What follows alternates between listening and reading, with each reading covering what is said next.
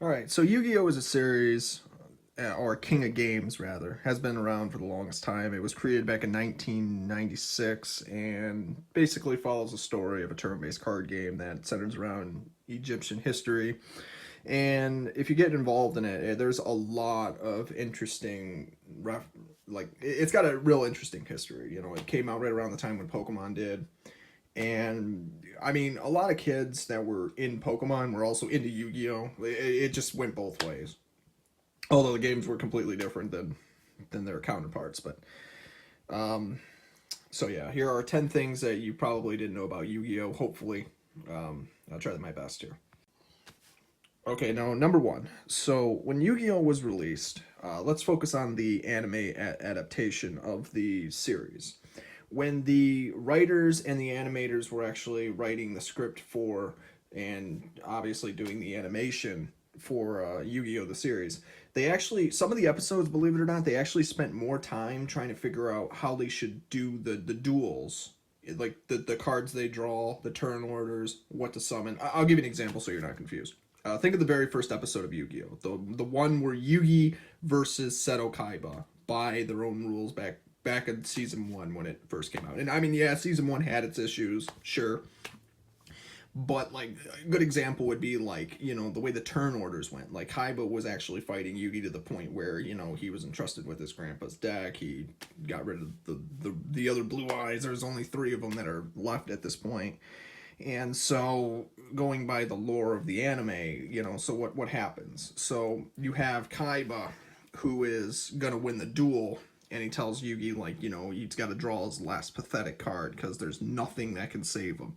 And then the very last draw, you know, he's already got 4 pieces of Exodia.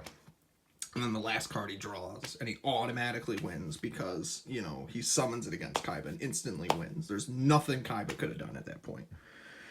And so you think about that, you know, the amount of time that the designers had to spend in order to realistically make that work in like some of the other episodes, and it was also really cool because like they tried to use as many different cards as possible, even though there were reoccurring ones like Dark Magician Girl, Blue Eyes, the Egyptian God cards at one point.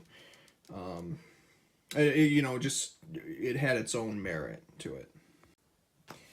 And number two, to this day, the most expensive Yu-Gi-Oh card that has ever been sold for around $2 million, roughly, was a Japanese tournament Blackluster Soldier. Now, I'm not an expert on Yu-Gi-Oh card collecting, but from my understanding, there's only one of these, and most of the expensive cards are usually like tournament only cards that they had back in the day because they only made so many of them and you actually had to win to get them. Some of them go for like 10,000, 15,000, and then some of them like ridiculous like 500,000 because either the condition they're in or just the story behind it. It's really crazy to think that like that a Yu-Gi-Oh card from like 20 years ago, 24 years ago, somewhere around there, could sell for such a thing years later. But then again, you know, look at some of the Wizard of the Coast Pokemon cards. You know, that's a whole nother story. See, back in 2016, the number of Yu-Gi-Oh cards was roughly just under 7,500. In 2020, it's probably over 12,000, anywhere between 10 to 12,000. I'll have to do some more research into this one, but basically, they're releasing new cards every single year, so you know, expect that counter to go up, whatever it is now.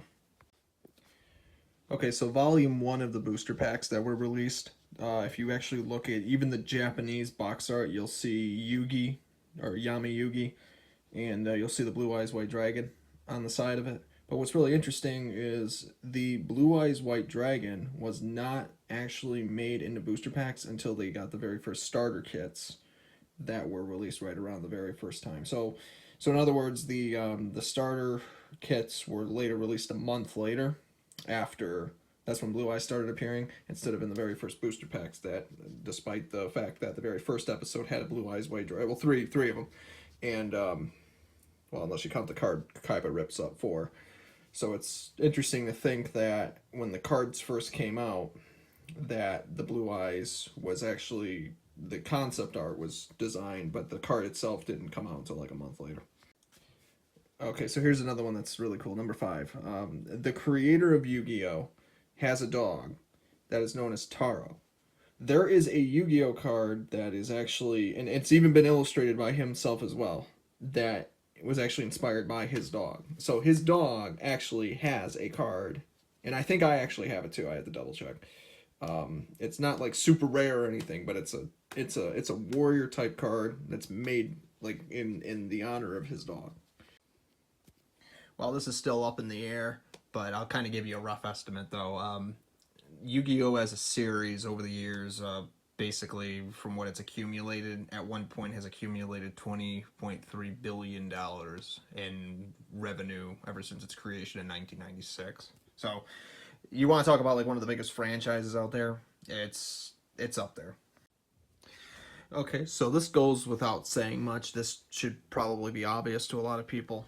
When Yu-Gi-Oh! Was first created, a lot of stuff was censored, you know, for religious references, and the way 4Kids did a lot of things to it as well. So, you know, Japanese versus English dubs, you know.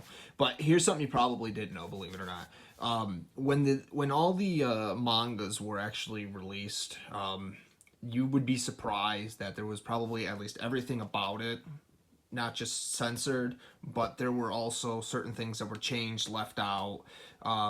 So even in the original mangas, we're actually depicting an even longer story than what the anime was actually drawn out. So like, you know, if you look at like all the arcs of what Yu-Gi-Oh! Was, there was actually a lot more content that they still haven't explained outside of the arcs. And this might actually be a video. I have to make a video about this, like kind of like expanding upon it, like all the subgrouping categories.